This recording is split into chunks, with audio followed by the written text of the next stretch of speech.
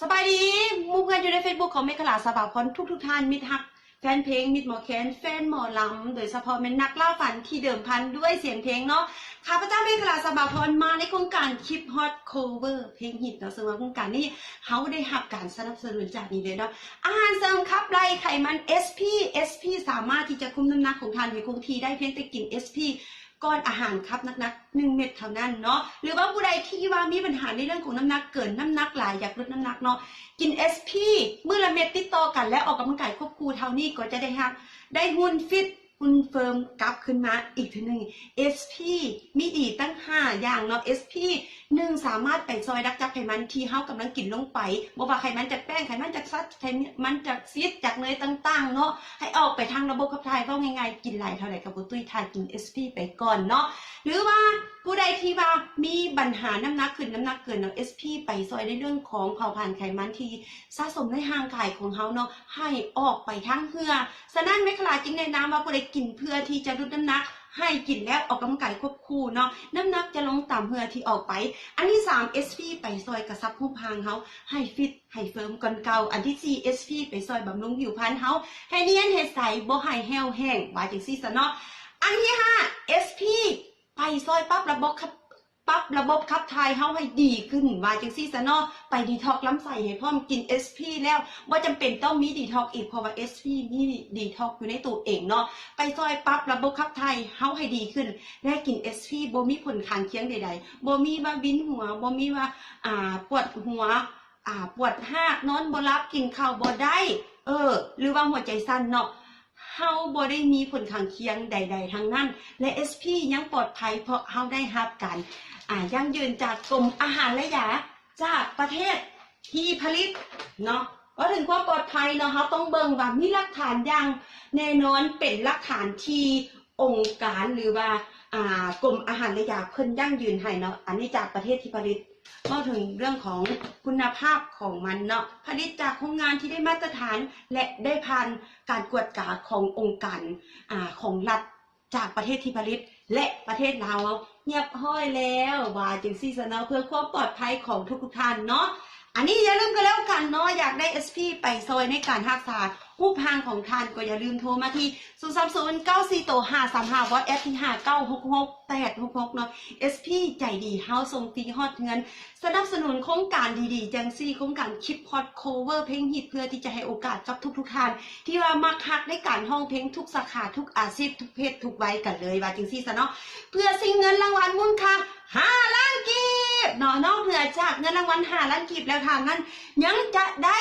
อัดซิงเกิลเป็นของตนเองนำตึมอีกว่าจังซี่ซะเนาะสิมาอัปเดตเกี่ยวกับ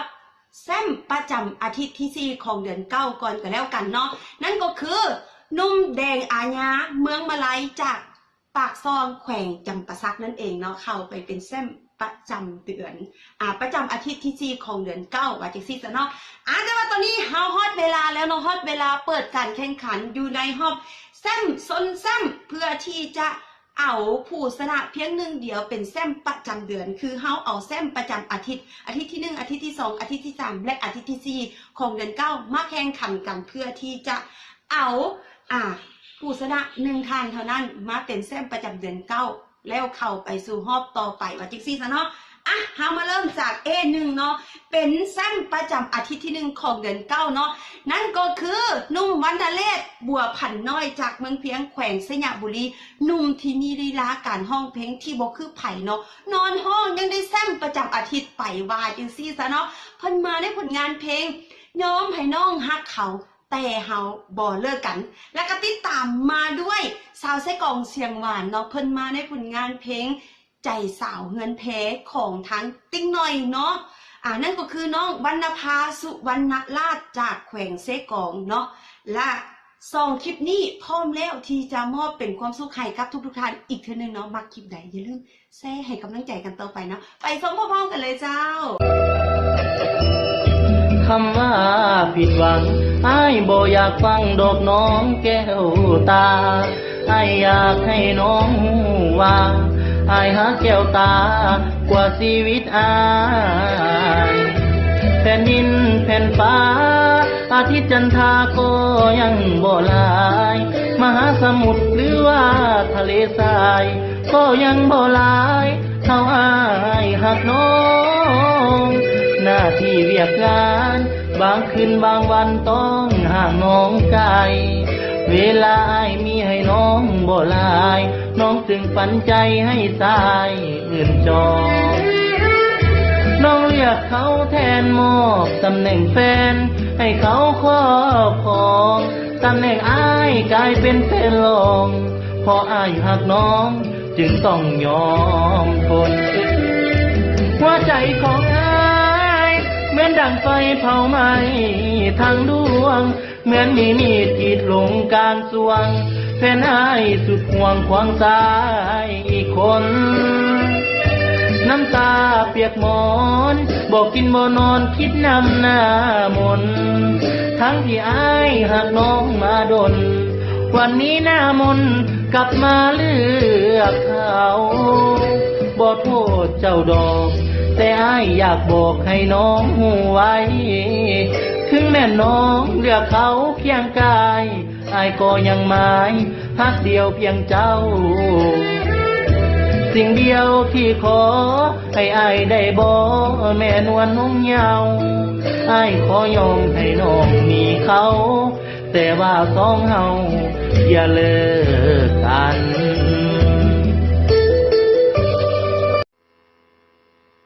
ปากหวานแท้บ่าวย่องสาวว่างามอีหลีว่าสาวใสธานีงามกว่าสตรีเมืองอื่นลมบ่มีฝนอ้ายอย่าตีพลาดหมื่นยันแต่พ่อควันยืนมีสาวเมืองอื่นอยู่ในใจขออย่าเว้าโยอย่าหลอกให้น้องห่วงหา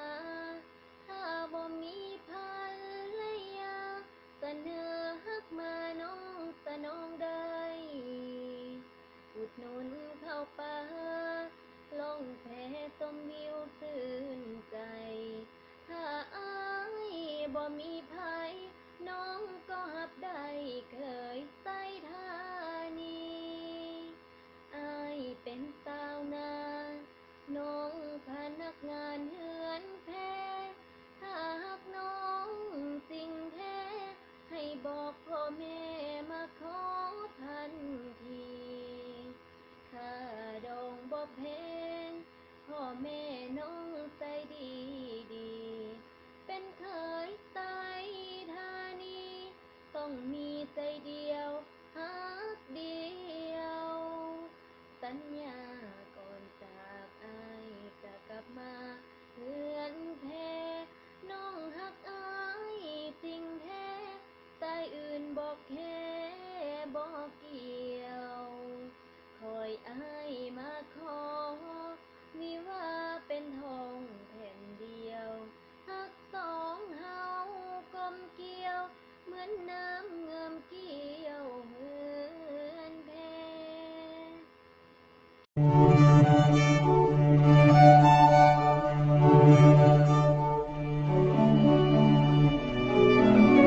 สก๊อตทุกองศา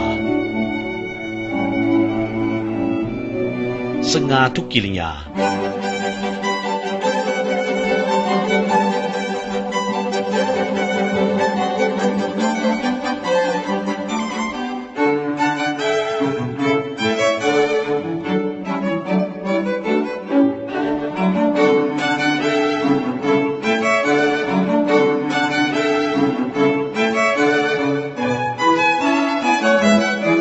SP Slim Perfect ผลิตภัณฑ์อาหารเสริมขับไล่ไขมัน SP สิ่งดีๆที่มีไว้เพื่อแบ่งปันโทรสอบถามได้ที่เบอร์ 030999535 WhatsApp 02059666866 นำเข้าหรือจะจำหน่ายโดยบริษัทเมฆขลาขาออกขาเข้าเพียงผู้เดียวทั่วประเทศพิเศษจะส่งฟรีทั่วประเทศอาหารพ้นกันไปเนาะ2คลิป2A เป็นแซมประจำอาทิตย์ที่1และอาทิตย์ที่2ของเดือน9เนาะมักคลิปใดมัก A1 หรือ A2 เนาะเสียผู้ใดอย่าลืมแชร์ให้คะแนนไปง่ายๆเพียงแต่ท่านั้นแชร์คลิปนี้ไปเนาะใส่รหัสไว้ A ใดที่ท่านมัก A1 หรือ A2 เนาะ แคปหน้าจอที่แชร์ไปแล้วโพสต์ลงกล้องคอมเมนต์เท่านี้เนาะ1แชร์คือ1คะแนนให้กับผู้เข้าแข่งขันแต่1ไลค์คือ1กำลังใจให้กับคลิป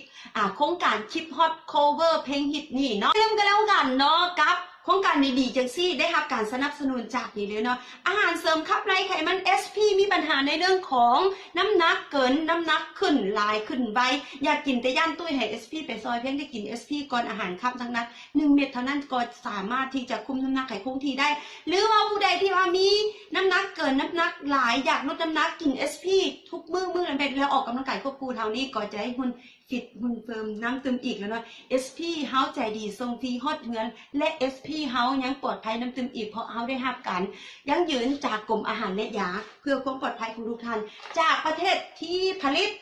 แตนอันนี้คือหลักฐานเนาะว่าเฮาได้ผ่าน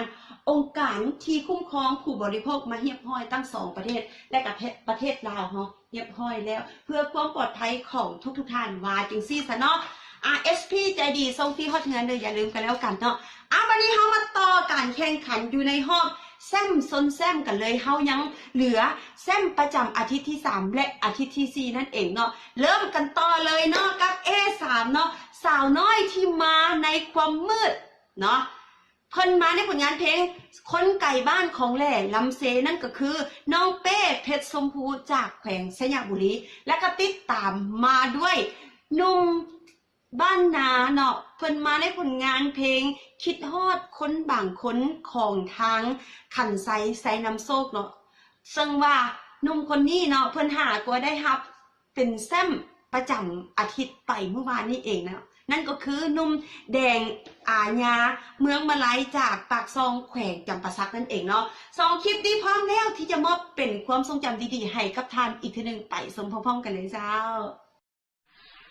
สิไกไหลดินน้ำตาไหลลินยาวยาว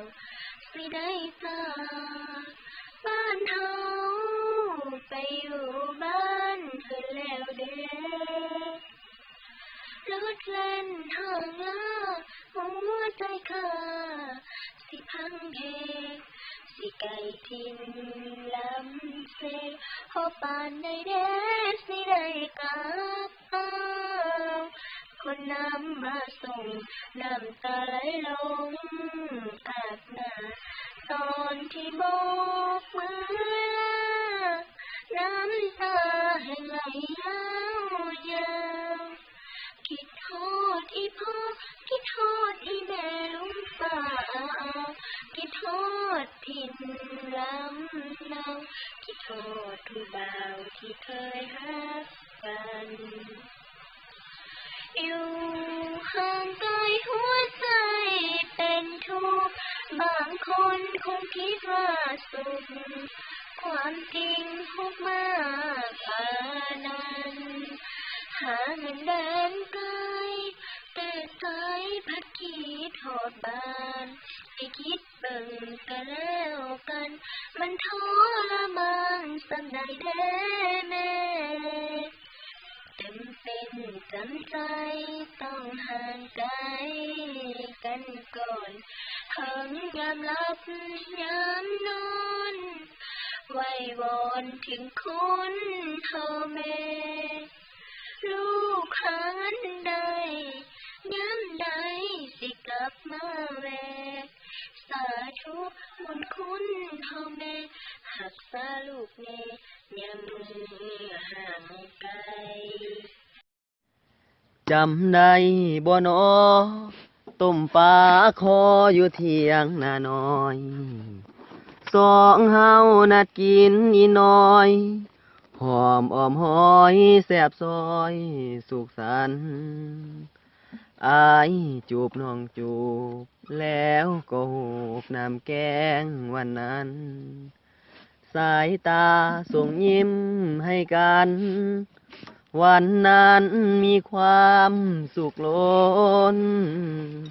เก็บหมากสมอคูดจิรออยู่กองต้นว่าเดือน6ฝนตกลงมาอายกังผ่าน้องหลบฝน เสียงกบเขียดห้อง ดังก้องไปทั่วแห่งหน มื้อนี้บ่มีหน้ามนต์นั่งตากหนคิดฮอดสามวัยน้องแกงหน่อไม้เอิ้นห้องใส่มาเด้อกินข้าวตอนนี้อ้ายเหงาส่วนเจ้าสิอยู่จังใดเสียงฟ้าห้องตึงอ้ายคิดถึงน้องหลายหลายเสียงควายเสียงน้อยแล่ไหลคิดฮอดยามใดคิดให้ผู้สาวกลับบ้านเถิดนะ กลับมากินปลาซิวขอน ขอน้องจงคิดทำฮอน อย่าตัดรอนบ้านเกิดของตน มากินกุดจีแสบอีหลี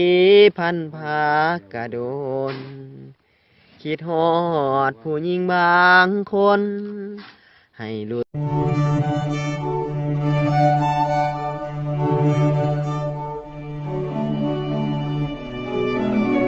สกอตทุกองศา สง่าทุกกิริยา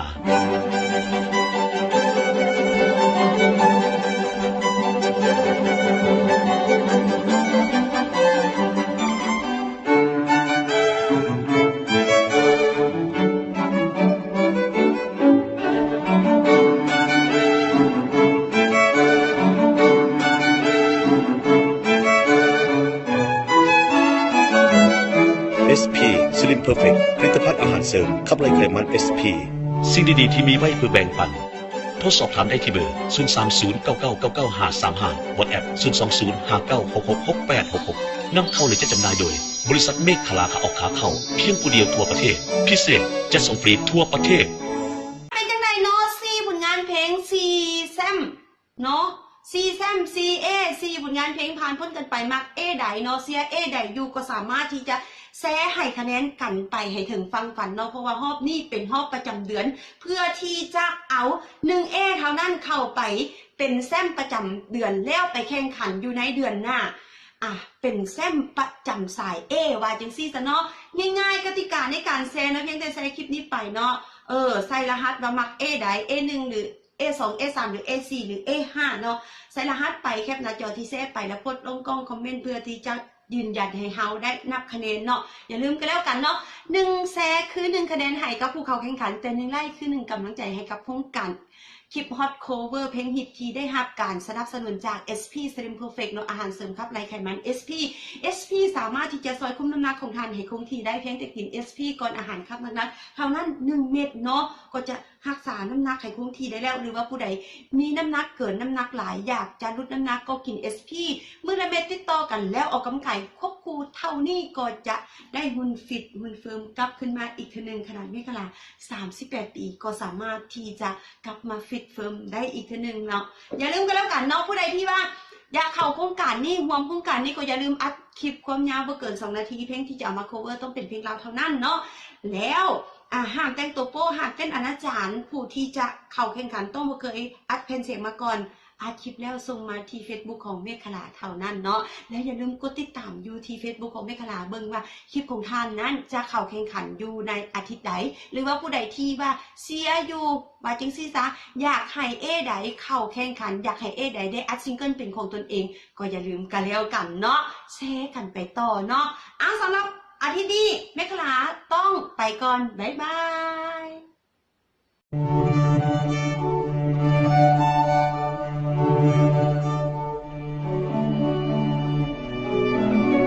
สกอตทุกองศา สง่าทุกกิริยา